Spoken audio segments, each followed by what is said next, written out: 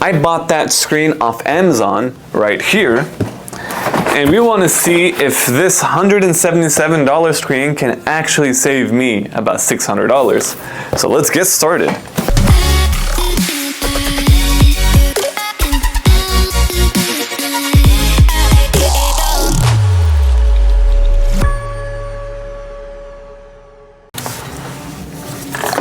I wonder if Amazon's screen that's worth $177 is pretty good. I mean, there's a significant price difference between Apple screen and Amazon.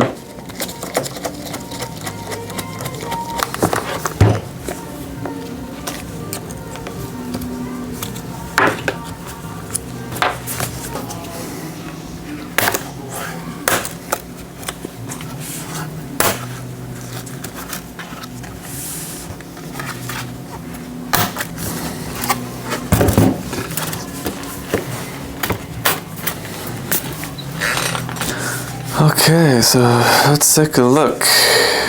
Very first thing you should always do is unplug the battery. From my understanding, the battery is right about there. So let's see if we can get this unplugged.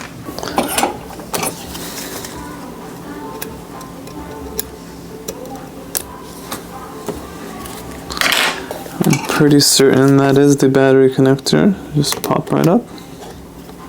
Alright, battery has been disconnected. We'll probably have to remove these screws, cable, pop off the antenna. We'll start by removing these cases.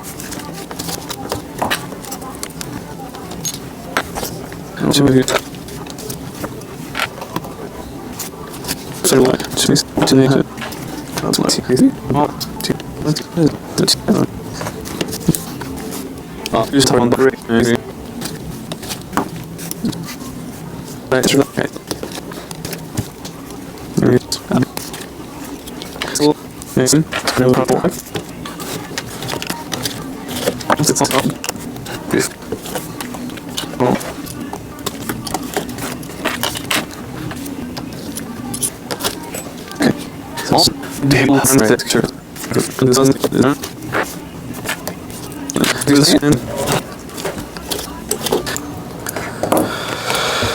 Alright, this took a lot longer than expected.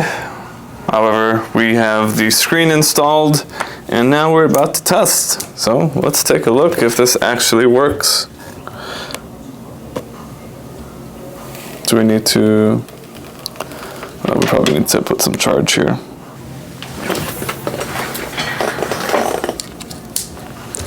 Okay, let's take a look. Okay, pretty nice. Seeing this, and that's the webcam turn on, is all good news for us. We need to make sure it actually responds, looks fully operational. Let's take a look and see if the lid sensor works on it too. So we'll close it up almost 100% and see if it turns off.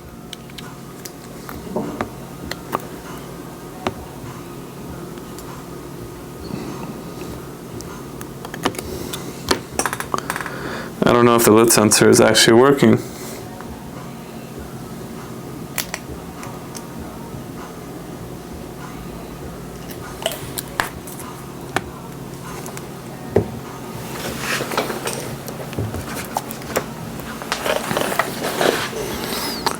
So that kind of tells us that on an aftermarket screen, for this particular model, the lid sensor will not operate as expected. Which is okay. The customer should just know that information. What sucks, in my opinion.